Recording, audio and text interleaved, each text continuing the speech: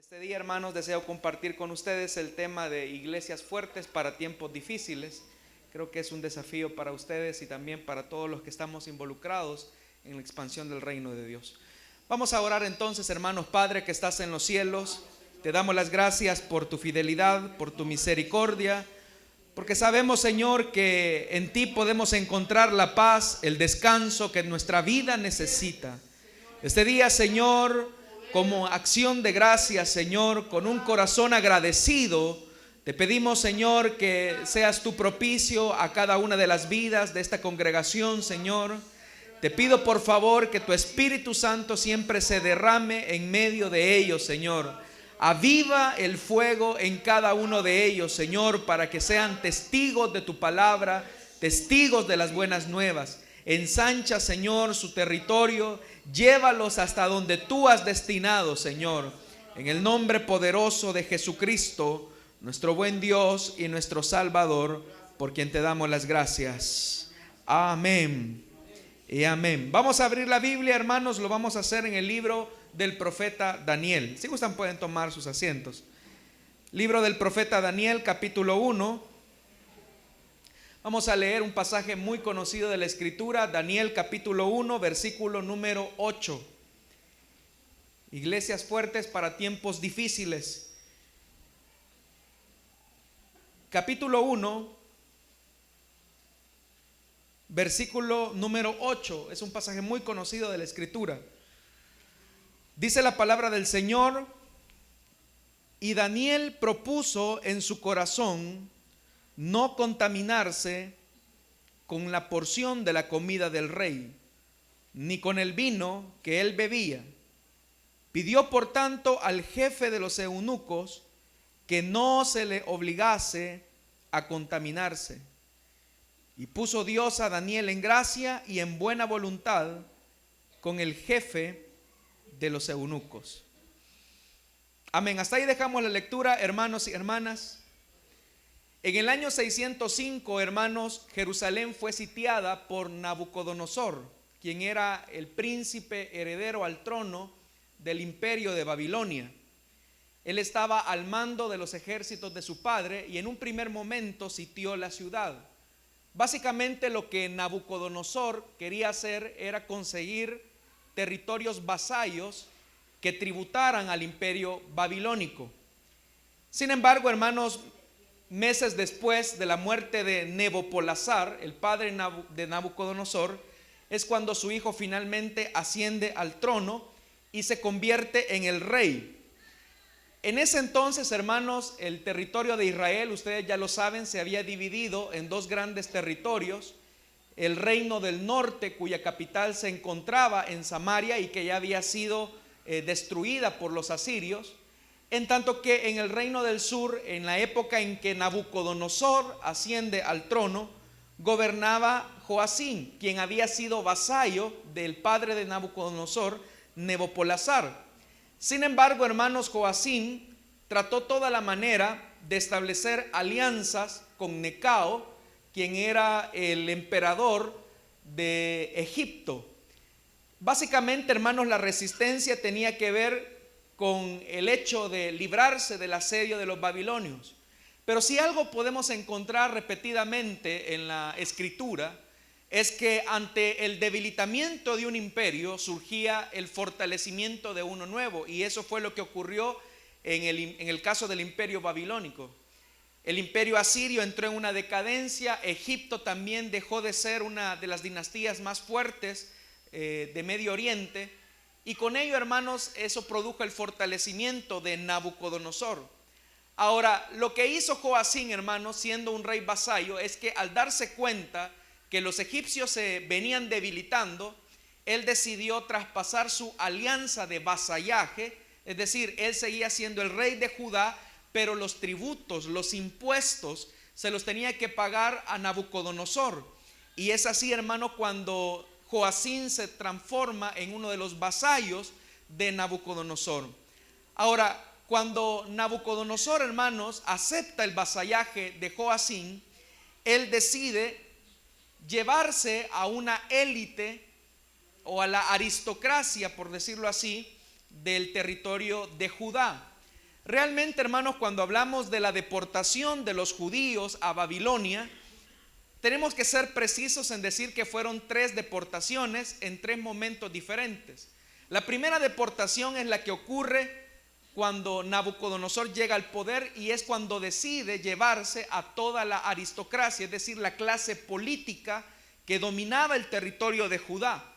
La segunda gran deportación es cuando se lleva a la clase empresarial, digámoslo así, o a la clase obrera, porque eran aquellos los que iban a trabajar en el territorio de Babilonia.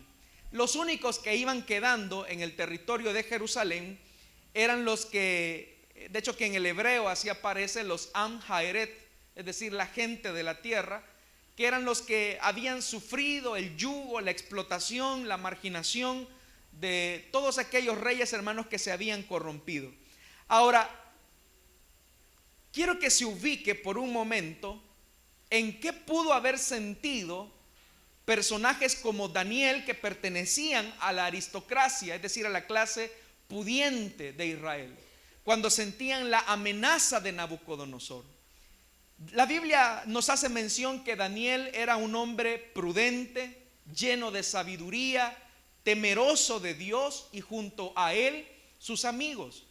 Ahora, cuando hablamos de Daniel, tenemos que ubicarnos más o menos en la edad. Daniel, aquí a lo sumo, era un jovencito que oscilaba entre los 14 y 16 años, y por esa edad más o menos andaban sus amigos.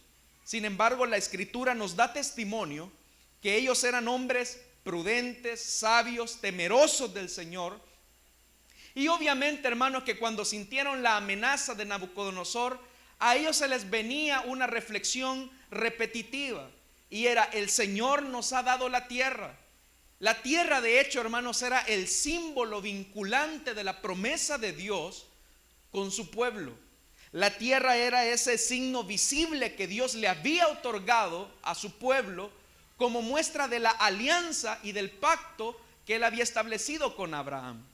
Obviamente que Daniel comenzó a orar, y me imagino a Daniel y a sus amigos: no vamos a caer ante los babilonios. Y aun cuando quizás ahí habían profetas como Jeremías que ya anunciaban la caída de Jerusalén, yo le aseguro que estos hombres piadosos entraban en una comunión continua y sincera con Dios, pidiéndole que Jerusalén no cayera en manos de los babilonios. Pero usted sabe, el relato continúa en marcha, y los babilonios se llevan a toda la gente hacia Babilonia. Ahora vea la condición y el cambio que se está produciendo en Daniel y en sus amigos. Estaban pidiéndole a Dios porque no cayeran, porque no cayeran en manos de sus enemigos. Eran hombres piadosos, amaban la tierra, sabían que la tierra era la promesa visible, pero ahora Dios les decide quitar lo que también en algún momento les había otorgado. Por si eso fuera poco, son alejados de su familia. Imagínese, hermano, a su hijo. No sé cuántos padres de familia hay acá presentes, pero ¿qué pudieran sentir? ¿Qué pudieran sentir jovencitos de 14, 16 años de edad que están siendo separados a la fuerza de sus padres? Obviamente que el sentimiento que embargaría el corazón de ellos sería un sentimiento de tristeza, sería un sentimiento quizás de mucha desesperanza en el futuro. Y por si eso fuera poco, también la posición les cambió, porque después de estar tranquilamente en el palacio, después de estar cómodamente siendo alimentados por el rey, teniendo algún grado de comodidad, ahora ellos están pasando a una situación muy desventajosa, están pasando a una situación bastante complicada. Y por si eso fuera poco, están siendo quitados de los lazos familiares que habían tenido. Ahora usted sabe que la cautividad fue el resultado del juicio de Dios sobre los reyes perversos de Judá. El Señor ya había dicho en el Antiguo Testamento la forma en que Dios les iba a castigar si ellos desobedecían la ley. El Señor les había dicho: si ustedes desobedecen mi ley, de cierto les digo que les voy a mandar sequía, para que ustedes entiendan que el único Dios verdadero es el Señor que hizo los cielos y la tierra. Eso fue lo que ocurrió efectivamente. ¿Cuántos tiempos de sequía no tuvo el pueblo en el Antiguo Testamento? Si aún así ustedes no entienden, lo que yo voy a hacer es mandarles pestilencias. lo que yo voy a hacer es hacer que las plagas de Egipto desciendan sobre ustedes. Sus enemigos les van a acechar, les van a quitar lo que ustedes siembren, otro se los va a llevar, para que ustedes comprendan. Y ahí vemos la época de los jueces. Pero si aún así ustedes no entienden, tendré que quitarles la tierra que les di como promesa vinculante que hice con mi amigo Abraham. Y ese es el punto, hermanos y hermanas, en el que nos encontramos con Daniel. La cautividad entonces había sido el resultado del juicio con Dios. Ahora le pregunto algo. Por si eso fuera poco, y ubíquese ahí, ¿cómo se sentiría usted que lo separen de su familia, que lo separen de su tierra y que le quiten su posición? Pero a eso agreguémosle otra cosa más. El libro del profeta Isaías, en el capítulo 37, versículo 6, señala lo siguiente, hablando de esta profecía. Y mire lo que le voy a decir es sorprendente. Dice Isaías: sin duda vendrán días en que todo lo que hay en tu palacio, está hablando el profeta al rey, y todo lo que tus antepasados atesoraron hasta el día de hoy, será llevado a Babilonia. No quedará nada, dice el Señor. Y aquí viene, imagínese, aquí viene algo. Y algunos de tus hijos y de tus descendientes serán llevados para servir como eunucos en el palacio del rey de Babilonia.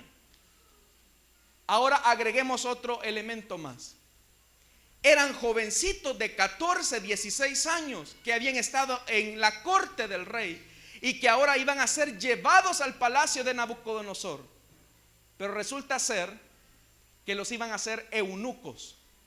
¿Y qué implica, hermanos, que los iban a convertir en eunucos? Implicaba que los iban a castrar. Imagínese a un jovencito como Daniel con sus otros 3 amigos, que eran jóvenes que estaban en pleno desarrollo, que eran jóvenes que estaban en la flor de la juventud, y solamente por una medida del emperador decide castrarlos. Usted sabe las complicaciones que puede ocurrir en la vida de un joven, de un varón, si es castrado. La voz, por ejemplo, le queda como una voz aguda para toda la vida. No puede incluso tener la bendición de tener hijos, por ejemplo. Es decir, eso marca la vida. Eso marca literalmente el desarrollo y el bienestar de un muchacho de esa edad. Y vea los problemas. Alejados de su tierra, alejados de su familia, alejados de la posición que tenían, y ahora los estaban violentando. Oiga, ¿no le parece a usted que esta situación es bastante injusta para hombres que viven su fe de forma piadosa, para hombres que viven su fe de forma correcta delante de Dios? Era algo, hermanos, para que ellos desistieran, para que ellos renunciaran a su fe en el Señor. Porque normalmente, hermanos, hemos tenido la idea, y las iglesias, en términos generales, a veces iglesias que son irresponsables, han enseñado que si usted es cristiano, todo le va a ir bien. Si usted vive la vida cristiana, a usted todo lo que emprenda le irá bien. Pero la Biblia también nos habla que así como el cristiano va como la luz de la aurora, en aumento hasta que el día es perfecto, también esa misma luz de la aurora irá en ocaso en algunos momentos. Y es ahí, hermanos, donde nuestra permanencia en Dios, donde nuestra fidelidad en Dios solamente va a ser atestiguada por los elementos que nos puedan dar firmeza para enfrentar los momentos difíciles. ¿Cuáles son las iglesias fuertes? ¿Quiénes son iglesias fuertes? No son las iglesias que son numerosas. No son las iglesias que tienen grandes ministerios radiales o televisivos. No son las iglesias que tienen pastores de renombre. Las iglesias fuertes son las que han decidido vivir los principios de la palabra de Dios, a pesar de que las condiciones sean adversas, a pesar de que las condiciones sean contrarias a ellos. ¿Qué va a hacer que los cristianos permanezcan firmes en los tiempos difíciles? ¿Qué va a hacer que las iglesias se mantengan firmes en los momentos de dificultad? Hay personas, por ejemplo, que no tienen convicciones firmes. Las iglesias están diseñadas, muchas de las iglesias latinoamericanas están diseñadas para motivar las emociones de las personas, para mantener a las personas alegres, ofreciéndoles shows mediáticos, donde aparece un manager con supuesto aliento de predicador y motivador evangélico, enseñándole a la gente a tocar sus emociones. Pero eso, hermanos y hermanas, las emociones, vivir de las emociones, no nos mantendrá firmes ante los momentos de adversidad. Son las convicciones. Las convicciones son las que logran mantenernos firmes, las que logran mantenernos sólidos. Son las convicciones. Y las convicciones, hermanas y hermanos, son las que parten del carácter. Y el carácter no es algo que se labra de la noche a la mañana. El carácter solamente es labrado cuando nosotros entendemos claramente que somos discípulos de Jesús. Cuando entendemos que las pruebas, las dificultades, los momentos oscuros de la vida son momentos que Dios permite para que nuestra vida siga adelante. Hay algunos obstáculos que las personas y los creyentes colocan para establecer convicciones firmes. Porque ¿cómo entonces vamos a establecer convicciones sólidas ante un mundo fuerte? ¿Cómo ustedes, Iglesia Emanuel, serán iglesias fuertes para un mundo difícil y cambiante? Tendrán que establecer convicciones. Pero una de las cosas de las que tenemos que renunciar es a este vulgo de las personas cuando dicen: mi vida tendrá sentido si tengo a las personas que necesito a mi lado, a las personas que deseo a mi lado. Hay personas que quieren fijar sus convicciones sobre la base de las personas que les rodean. Son las típicas personas que dicen: si yo estuviera casado con otra, entonces mi vida sería feliz. Nadie tiene, hermanos y hermanas, la potestad de hacerlo feliz o infeliz a usted. Es usted. Pero hay personas que dicen: si yo tuviera a la persona indicada a mi lado, yo sería feliz. Mentira. Porque entonces usted está basando su gozo, su felicidad por las personas que le rodean. Y volvemos al punto de Daniel y sus amigos. Daniel estaba con personas que le agradaban. Daniel estaba con personas que le amaban. No. Daniel había sido separado de las personas que le amaban, que le habían sentido ese calor familiar. Pero sin embargo, Daniel estaba consciente que sus convicciones no dependían de sus emociones. Hay personas que dicen, por ejemplo: si yo tuviera otros hijos, entonces estaría bien. Si mis hijos fueran más obedientes, si mis hijos fueran más consagrados, entonces yo tendría una vida espiritual más firme, más sólida.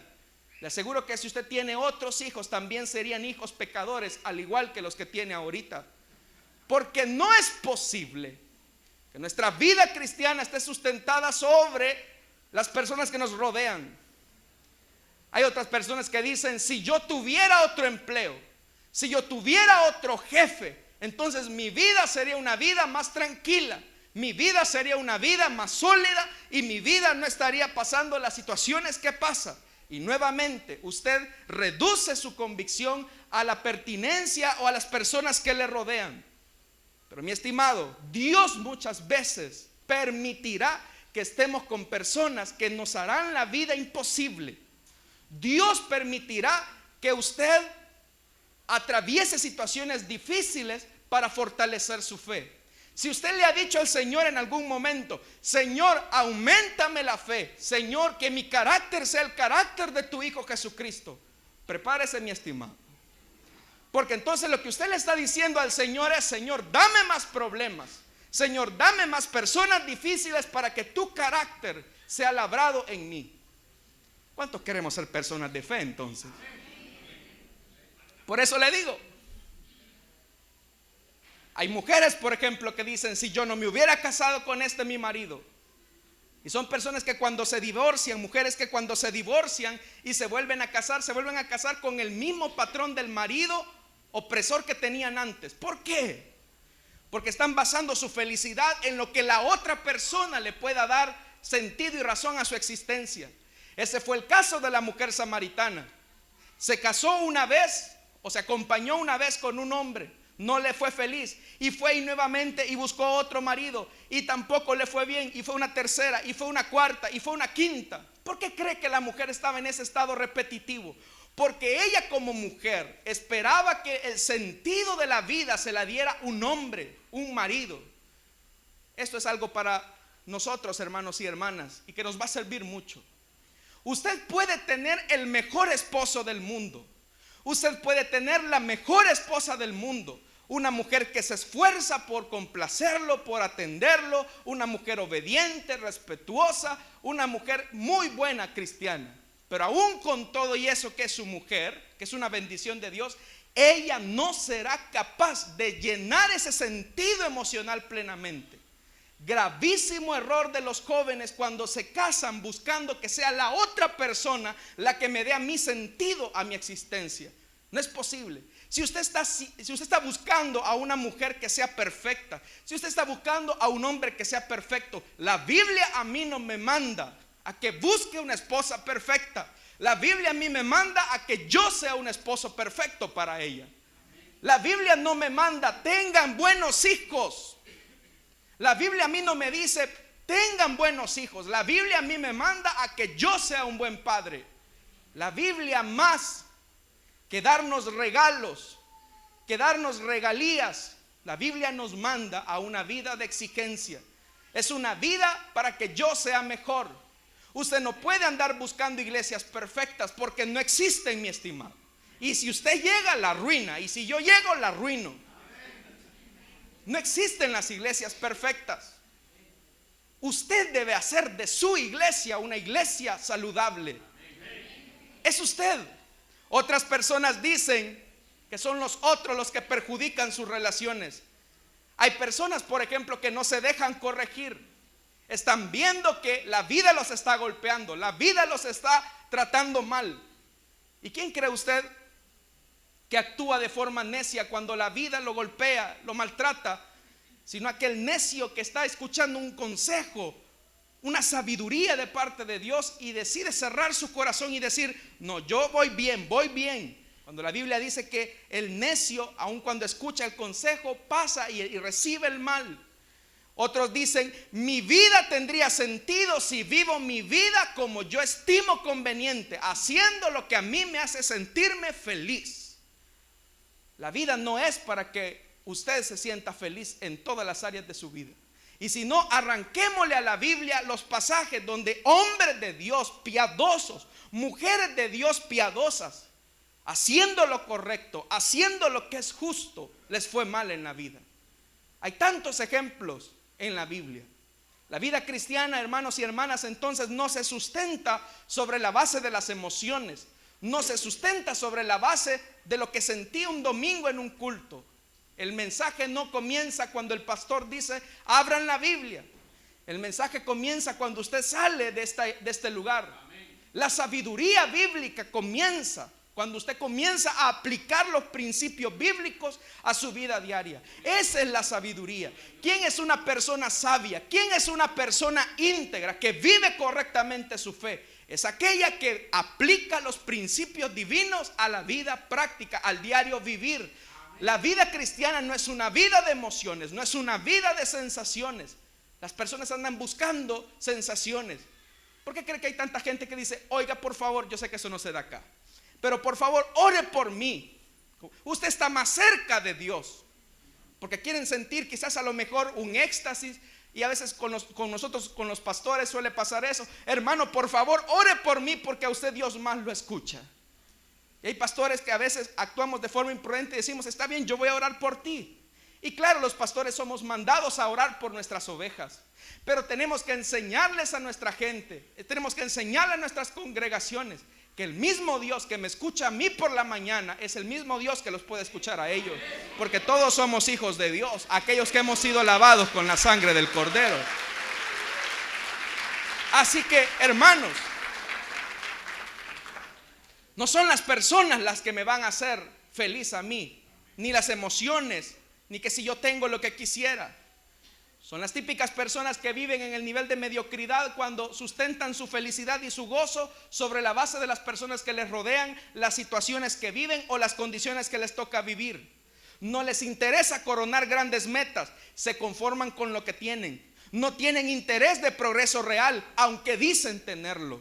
Muchas veces viven soñando con grandes ilusiones y no hacen esfuerzo por cumplirlas. No trabajan lo necesario, no se disciplinan lo suficiente y aunque sueñan en grande, viven vidas pequeñas. Son personas que dicen: yo tengo grandes sueños, yo tengo un gran sueño, tengo un gran ideal. Pero solamente tener sueños no hace posible que las visiones se vuelvan realidad. Dios coloca grandes sueños en nuestro corazón, pero de todos esos sueños Dios va a dar una visión. De todos esos sueños, una visión Dios te va a dar. Pero cuando Dios te haya puesto la visión, a ti como creyente, a ti como iglesia, Dios hará la parte imposible para que tú hagas la posible. Oiga lo que le voy a decir, esto es importante. Hay cosas que Dios hará que usted no puede hacer, pero hay cosas que Dios no hará y que usted las tendrá que hacer. Hay personas que dicen, por ejemplo: Señor, dame dominio propio, como que si fuera una virtud que recibimos de arriba. Señor, ayuda a controlar mis emociones, que yo no sea tan enojado, que yo no sea tan impulsivo. Y van en oración y dicen: Señor, cambia mi carácter. Mira cómo trato de mal a mi mujer, mira cómo trato de mal a mis hijos. Cámbiame, Señor. Pero quiero decirle algo: Dios no lo hará. Es a usted quien le corresponde moldear su carácter. Si usted está diciéndole al Señor: hermano, es que yo tengo un mal carácter, viera cómo maltrato a mis hijos, cómo le digo cosas, cómo le digo maceta, aguacate, no pasar de ahí. Y yo le digo al Señor que me cambie este vocabulario. Mi estimado, no lo hará. Dios no lo hará. Eso le corresponde hacerlo a usted. Por eso es que usted debe de salir de su nivel de mediocridad. Todos los cristianos somos llamados a salir de nuestro nivel de mediocridad. Satanás desea que las iglesias sean iglesias mediocres. Todas las iglesias, todas, grandes y pequeñas, reconocidas y no tan reconocidas, somos tentadas para que vivamos en un nivel de mediocridad, para que vivamos nuestra fe sobre la base de las emociones y no sobre la base de las convicciones. ¿Por qué cree usted que Satanás, cuando tentó a Jesús, le dijo: si tú eres el Hijo de Dios, haz que estas piedras se conviertan en pan? ¿Qué estaba haciendo Satanás? Estaba tocando sus emociones. Oiga, comer es malo, no es malo. Pero lo que Satanás estaba haciendo es tocarle la emoción del impulso a Jesús. Y Jesús le respondió claramente: de cierto te digo que no solo de pan vivirá el hombre, sino de toda palabra buena y agradable que sale de la boca de Dios. La palabra. ¿Cuál debe ser su ruta, amada iglesia, ante estos tiempos difíciles que estamos viviendo? Recuerdo un día que un joven se acercó y me dijo: oiga, hermano, ¿no cree usted que la iglesia debe de flexibilizar su postura con respecto a las relaciones homosexuales? ¿No cree usted que la iglesia debe flexibilizar su postura con respecto al aborto? ¿No cree que estamos quedando muy anticuados? Pero volvemos al punto: ¿qué es lo que le da sentido a nuestra iglesia, a las iglesias cristianas? No es la emoción, no tiene que ser el tocarle las emociones a la gente. Debe ser la palabra de Dios. Lo que dice la palabra de Dios es lo que la iglesia debe de hacer. Si queremos tener cristianos saludables, maduros en la fe, son aquellos que no viven su nivel de cristianismo sobre la base de la mediocridad, sino que viven su cristianismo sobre la base de la convicción. Convicciones. Por eso, hermanas y hermanos, tenemos que aprender a vivir de convicciones y tenemos que quitarnos esa excusa. Otra excusa que aparece también para fijar convicciones sólidas ante un mundo cambiante y así hacer iglesias fuertes es que muchos creyentes dicen: mi vida tendrá sentido y verdaderamente seré feliz si las personas me dan lo que merezco. Es que a mí, si me trataran bien, yo no actuaría de esa forma. Muchas personas van por la vida afirmando que el mundo les pertenece y que la vida les debe algo a ellos. Son personas que dicen: la iglesia tiene que hacer algo por mí. ¿Por qué no me vino a visitar el pastor? Ni cuenta se dio que estaba yo enfermo. Oiga, los pastores no hemos ido a estudiar a Hogwarts, no hemos estudiado hechicería ni brujería, y si no sabemos no nos damos cuenta. Pero hay personas que dicen: es que si el pastor no me viene a visitar, es que si mi líder de la iglesia no me viene a visitar, es porque yo no les intereso, en esta iglesia no hay amor. Y van por la vida siendo exigentes, esperando que el mundo les acepte a ellos su egoísmo muchas veces. Las personas que más critican, las personas que más juzgan, son las personas que menos hacen y viven una vida de emociones. Hermanos y hermanas, ¿cuántas veces a Pablo no lo dejaron solo en prisión? Y por eso de repente Pablo escribió una carta y dijo a los hermanos: hermanos, qué barbaridad, ustedes ni me vienen a ver, estoy pasando vicisitudes por el evangelio y ni siquiera una manzanita me han venido a dejar. Yo por eso ya no soy apóstol, porque ustedes por gusto. No, Pablo se mantuvo firme en su convicción. Sabía que Dios lo había llamado, independientemente si los demás lo hacían feliz a él. Es más, de los que acompañaban a Pablo, habían traidores. El mismo apóstol Pablo dice en una de sus cartas: Demas, amando este mundo, me abandonó. En el ministerio tendremos personas que están en medio nuestro, que nos traicionarán. Personas que harán todo lo posible por desanimarlo a usted, hermano y hermana. Pero su vida, su permanencia en la fe, su permanencia en la iglesia, su servicio a Dios, no depende de las circunstancias que le rodean ni de las personas que tiene a su lado. Por eso tenemos que aprender a vivir la vida como Dios dice en su palabra que tenemos que vivirla. Le pregunto yo a usted, y volvemos a la pregunta inicial con la que inicié este sermón: ¿qué cree que sentía Daniel? Y nuevamente se lo pregunto: cuando le quitaron su tierra, lo alejaron de su familia, cuando le quitaron su puesto de trabajo en el palacio, y cuando de remate lo violentaron en su intimidad.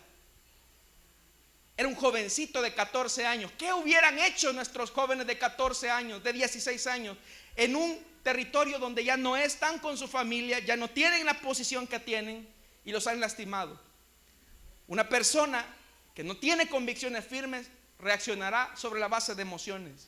Pero por eso es que me gusta tanto ese pasaje, porque la Biblia dice claramente: y Daniel propuso en su corazón no contaminarse con la comida del rey. ¿Cómo se sentía él humanamente? Triste. ¿Cómo se sentía él alejado de sus padres? Se sentía mal. ¿Cómo se sentía él al que de repente un día le dijeran: pantalones abajo, lo vamos a castrar? ¿Cómo cree que se pudo haber sentido él como hombre? Se sentía mal, se sentía herido. Pero sin embargo, él decidió no vivir su vida sobre la base de lo que sentía, sino sobre la base de su convicción. Y por eso es que él dijo: yo propuse en mi corazón no contaminarme con la comida del rey. La vida cristiana es una vida que se sustenta no sobre la base de emociones, sino sobre la base de convicciones firmes. Las iglesias serán fuertes si aprendemos a vivir de convicciones, mas no de emociones. Pregunto más, hermanos y hermanas: ¿qué pudo haber sentido José cuando aquella mujer bellísima, con olores inimaginables, perfumes de Egipto, con una silueta que dibujaba quizás ese vestido, no lo sé, y que le decía a José: acuéstate conmigo? Quizás a lo mejor cuántas personas no querían estar con esa mujer, con la mujer de Potifar. Era una mujer bellísima. Y que ahora la mujer le estuviera diciendo a José: José, acuéstate conmigo. Acuéstate conmigo. ¿Qué pudo haber sentido como hombre? Cualquier cosa que cualquier hombre natural hubiera sentido, como usted y como yo. José sintió que las hormonas subían. José sintió los pensamientos que le bombardeaban al ver la silueta de aquella mujer. José sintió todo eso, pero no actuó sobre la base de sus sentimientos, sino que actuó sobre la base de su convicción. Si actuamos sobre la base del sentimiento, vamos a fracasar. Pero si actuamos sobre la base de la convicción, como actuó José, que José dijo finalmente: yo no puedo ofender a tu esposo que me ha dado tanta confianza, pero lo más importante, ¿cómo puedo ofender a mi Dios? Él sentía lo que cualquier hombre natural creado por Dios sentiría, hormonas en ebullición. Pero él decidió no actuar sobre la base de sus emociones, sino sobre la base de las convicciones. Hermanos y hermanas, entonces tenemos que aprender a vivir la vida con sabiduría delante de Dios. Tenemos que aprender a vivir la vida como Dios la ve. Eso le va a usted permitir permanencia. En la vida, hermanos y hermanas, habrán momentos buenos y malos. En la vida habrán momentos buenos y malos. Si usted me dice a mí, hermano, ¿qué será que ahora que le estoy sirviendo más a Dios, que me estoy involucrando más en los ministerios de la iglesia, que estoy sirviendo en el evangelismo, por qué la vida me está tratando tan mal? ¿Por qué Dios está permitiendo que las cosas me vayan mal? Tiene razón cuando usted dice que es Dios quien lo permite, porque todo lo bueno y todo lo malo Dios lo permite en nuestra vida. Pero la diferencia en el creyente es que todo lo malo y lo bueno Dios lo utiliza para perfeccionar en nosotros el carácter de su Hijo Jesucristo. Dios no quiere niños inmaduros en las iglesias, que ante la mirada quizás de un hermano que a lo mejor estaba viendo el vehículo, quizás dijo, este hermano me está viendo mal y por eso mejor me voy de esta iglesia. Hoy el pastor pasó al lado mío y no me saludó, mejor me voy de esta congregación. Dios no quiere creyentes inmaduros. Dios quiere creyentes con convicciones firmes. Yo no sé si usted se ha fijado cuántos árboles muchas veces son grandes a las orillas de la carretera. Cuando viene una tormenta y vienen vientos huracanados, los tumban, porque sus raíces eran superficiales. Las raíces, hermanos y hermanas, entre más se penetran en la tierra, cobran nutrientes. Y como dijo Jesús, si la semilla no cae al suelo y muere, entonces no puede llevar fruto. Por eso, hermanos y hermanas, la vida cristiana es una vida de convicciones, no es una vida de emociones. A ver, le pregunto yo, y hagamos un ejercicio. ¿Qué pasaría si a usted lo golpean en una mejilla? ¿Qué siente? Aparte de dolor. Siente enojo. Usted siente ganas de vengarse. Usted siente ganas de sacar su cinta negra. Sí, eso sentimos. Pero Jesús nos dijo, ustedes no van a actuar sobre la base de lo que sienten. Van a actuar sobre la base de una nueva convicción que les da testimonio que son nacidos de nuevo. Si alguien te golpea en una mejilla, pon la otra. Hermano, entonces significa que Dios está pidiendo que suprima mis emociones. No, Dios lo que está diciendo es que tú te eleves por el nivel de tus emociones. Que aun cuando te sientas mal, tú tienes que hacer lo que es correcto. ¿Cuántos creyentes, por ejemplo, no dicen? Y es muy repetitivo, es, hermano, hoy no sentí de orar. Hermano, hoy no sentí de venir a la iglesia.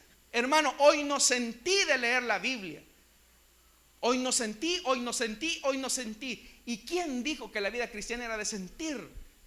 Tú fuérzate a orar, fuérzate a leer la Biblia aunque no sientas. Pero aun cuando no lo sientas, tú podrás ver que el Señor hará grandes cosas en medio de tu vida. Usted tiene dos caminos, hermano, cuando vengan situaciones malas, como le pasó a Daniel. Vivir una vida amargada, vivir una vida arruinada por las cosas que usted creía que no debían de ocurrirle. La vida es el 10% de lo que nos ocurre y el 90% de cómo reaccionamos ante lo que nos ocurre. Esa es la vida. Nuestra reacción depende de nuestra actitud de cómo vemos la vida. La vida incluye días de sol y días de lluvia. La vida incluye días de bonanza y días de tormenta. La vida consiste en construcción de vivienda y ciudades que se levantan y terremotos que las destruyen. Esa es la vida. Y todo eso Dios lo permite. Claro que Dios lo permite. Lo bueno y lo malo Dios lo permite. ¿Cómo va a ser posible que un Dios bueno permita cosas malas? Las permite.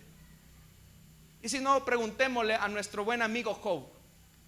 Job era un hombre prudente, amaba a Dios. La Biblia dice que hacía sacrificios continuos por los pecados de sus hijos. Pero ¿qué le ocurrió? Satanás se presentó ante el Señor y le dijo: si Job te ama por lo que le das, tiene familia, tiene riquezas, tiene salud, y así, ¿quién no te va a amar? Y el Señor le dijo: te voy a demostrar que mi siervo Job no vive sobre la base de emociones, sino de convicción. Y le quitó primero la riqueza. Estimado, estimada, si Dios permite que tú pierdas tu empleo, permite que pierdas tus negocios, si Dios permite eso, ¿le amarías aún así? ¿Vendrías a la iglesia o te desanimarías como el resto de cristianos que viven su vida en emoción? Sin embargo, Job mostró una permanencia, una fe firme, una convicción firme, y dijo: el Señor dio, el Señor quitó. Pero no es lo mismo perder un empleo que perder los hijos. Hermano, ¿qué pasaría? Imagínese en el caso de Job, tener un sepelio con 10 cadáveres, y los 10 son sus hijos, perdidos en un solo día. ¿Cómo se sintió Job? Como cualquier padre que pierde a su hijo o a su hija. Oiga, Job no es que era un hombre de hierro, porque muchas veces pensamos que los hombres en la Biblia eran hombres de hierro. Job lloró amargamente. ¿Se imagina cuántos cuadros pasaban en la mente de Job al ver los 10 féretros que iban a sepultar? Los recuerdos de cuando cargó a esos bebés, los recuerdos cuando la esposa le dijo: estoy embarazada, los recuerdos cuando celebraron sus cumpleaños. Todos esos recuerdos vinieron a la mente de Job el día del sepelio. Pero aún así, sin embargo, Job decidió mantener su fe firme delante de Dios. Y de remate, viene la esposa, viéndolo a él en una condición enferma. Ya, híjole, hermano, que dice la Biblia que tenía una enfermedad en la piel. El tipo se veía, hermanos, mal, pero aún así él alababa al Señor. Pero de repente apareció la mujer sabia y le dijo: aún mantienes tu integridad, aún amas a Dios, aún lees la Biblia, aún vas a la iglesia, aún sirves en la iglesia, a pesar que la vida no te está sonriendo. Y Job dio una palabra tan sabia y dijo: si del Señor hemos recibido los bienes, ¿cuánto más no vamos a recibir los males? Sea el nombre del Señor bendito. El Señor dio, el Señor quitó. Eso hace cristianos firmes. Si usted le dice al Señor: Señor, no me envíes pruebas, lo que usted le está diciendo al Señor es: Señor, quiero ser un niño infante toda la vida. Pero Dios no quiere niños infantes. Si usted y yo nos hemos llamado discípulos de Jesús, oiga, la vida nos va a dar sorpresas. Entonces, ¿cómo enfrentemos la vida, hermanos y hermanas? Y pregúntese: ¿cómo enfrentamos la vida? ¿Sobre la base de las emociones o la base de las convicciones? Recuerde que la vida cristiana es una vida de aprendizaje continuo. Por eso es que el apóstol Pablo dice: por lo demás, hermanos, todo lo que es verdadero, todo lo honesto, todo lo justo, todo lo puro, todo lo amable, todo lo que es buen nombre, si hay virtud alguna, si algo es digno de alabanza, en esto piensen. No piensen en aquello, no piensen en lo malo, piensen en, fíjese, piense: Señor, ¿para qué permites esta situación difícil en mi vida? No le pregunte a Dios ¿por qué? Porque Dios no está obligado a responder. Pero Dios sí le va a responder a usted: yo he permitido esta situación difícil en tu vida porque quiero moldear esta parte de tu vida que está mal. Todos, hermanos, sin excepción, desde su servidor que está acá hasta el último que me escucha, todos estamos siendo moldeados por el Señor. Y a veces Dios quitará nuestras asperezas de forma muy dolorosa. Por eso le digo: enfoque su vida en lo que Dios hace y no en lo que otros no hacen. Enfoque su vida en lo que Dios hace y no en lo que otros no hacen. Porque hay personas que de repente dicen: mire, ¿y por qué es que esta persona que ni sirve a Dios le va bien y yo que le estoy sirviendo al Señor me va mal? Enfoque en lo que Dios hace en su vida y no en lo que los otros no hacen. Lo que yo quiero transmitirles, amados hermanos, es lo siguiente: oiga, ¿qué va a hacer que las iglesias sean fuertes? Que nuestras iglesias sean sólidas, que las iglesias estén firmes ante los tiempos difíciles y cambiantes. La palabra de Dios, las convicciones, volver a la palabra, volver a la escritura, aplicarla en nuestra vida. Les aseguro, mis amados hermanos, que si las congregaciones escucharan el mensaje de la palabra de Dios, nuestras iglesias no estarían tan llenas, porque nadie tiene una vida de renuncia. Todos queremos una vida cómoda, pero Dios nos invita a que si alguno desea ser mi discípulo, tome su cruz. Es opcional. Hay gente que dice: mi marido es mi cruz. Hay gente que así dice. No, esa no es su cruz. La cruz es opcional. Usted desea tomarla o dejarla. Pero insisto, estimados hermanos, y es increíble cómo estos jovencitos, a pesar de lo que sentían, decidieron no desobedecer a Dios. Y mire lo que dice, con lo que termina esta enseñanza, verso 8. Y Daniel propuso en su corazón no contaminarse con la porción de la comida del rey, ni con el vino que él bebía. Todo eso estaba involucrado a la idolatría. Por tanto, pidió al jefe de los eunucos, lo que comprueba, oiga, es bien interesante esto, porque Daniel fue colocado con el jefe de los eunucos, que no se le obligase a contaminarse. Y esto es lo más interesante con lo que deseo terminar. Verso 9. Y puso Dios, esta es la parte que le correspondía a Dios, y puso Dios a Daniel en gracia y en buena voluntad con el jefe de los eunucos. Fue Dios quien puso gracia. Las iglesias tienen que estar llenas de la gracia de Dios, del amor de Dios. Pero eso es posible cuando nosotros, como creyentes, como comunidad, como cuerpo de Cristo, decidamos vivir la vida cristiana con convicciones firmes ante un mundo cambiante. El mundo va cambiando. Las modas que antes se utilizaban hoy ya no están. El mundo cambia. Todo cambia. Piensen qué cosas se ocupaban antes y hoy ya no se ocupan. El mundo va cambiando. Pero la palabra de Dios, el que permanece firme en el Señor, ese permanece para siempre también, porque está amparado en la roca inconmovible de los siglos, que es Jesucristo, el Hijo de Dios, hermanos y hermanas. Amén. Gloria al Señor. Vamos a orar, hermanos y hermanas. Vamos a cerrar nuestros ojos. Debemos de tener convicciones firmes. El mundo cambia. La vida nos puede sorprender con momentos difíciles, es verdad. Pero usted debe de aprender a vivir con convicciones firmes. No por lo que siente, sino por sus convicciones. Que aunque Dios le proveyó, también le puede quitar. Que aunque Dios le ha dado salud, también Él puede permitir los momentos de enfermedad. Los hijos que un día estuvieron en casa rodeando nuestra mesa, un día se pueden ir. Pero su fe tiene que ser una fe firme, una fe sólida. Quiero hacer una oración por ustedes, hermanos y hermanas. Les invito a que se pongan de pie. Y vamos a decirle al Señor esta mañana: Señor, haz que el carácter de tu Hijo Jesucristo sea esculpido en nosotros. Que aún en los momentos de bonanza y momentos de necesidad, te amemos con el corazón. Te amemos en espíritu y en verdad. En la escasez y en la bonanza, aun cuando las condiciones difíciles golpeen nuestra vida, podamos siempre permanecer firmes en la roca inconmovible. Padre que estás en los cielos, esta noche quiero pedirte por esta linda congregación que tú has levantado. Haz que cada uno de sus creyentes, de sus discípulos, de sus miembros, sean creyentes saludables, que decidan vivir con firmeza su vida cristiana, que no sean guiados por las emociones, sino por las convicciones de tu palabra.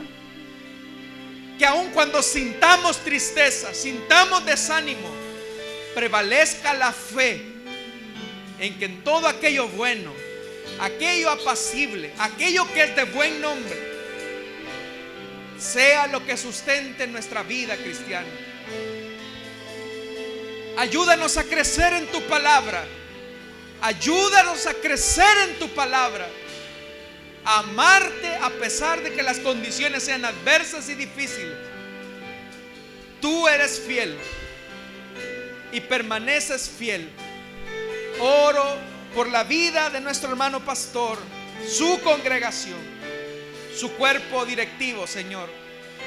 Ayúdale siempre a conducir a tu pueblo que has levantado al centro de tu voluntad. Haz de cada uno de nosotros cristianos maduros, que te amen a pesar que la diversidad de los problemas acecha en nuestra vida. Ayúdanos a proponer en nuestro corazón que aun cuando la situación sea difícil, sea dura, podamos siempre amarte con el corazón. Puede tomar su asiento, amada iglesia.